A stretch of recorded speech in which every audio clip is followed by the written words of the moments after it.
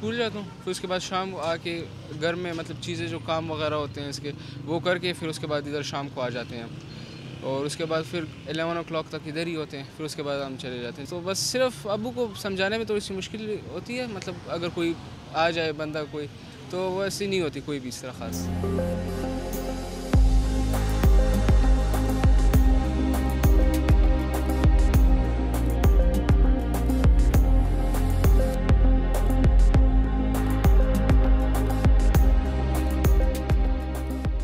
घर में हमारी वालिदा साहब मतलब मदर जो है वो और अम्मी की बहन वो सारे तैयार करती हैं नगेट्स वगैरह, और मोर देन 50 या 60 इस तरह तैयार करते हैं। बस यही हमारा रूटीन होता है, और इंशाल्लाह आगे अभी बर्गर वगैरह आएगा तो बढ़ेगा और भी।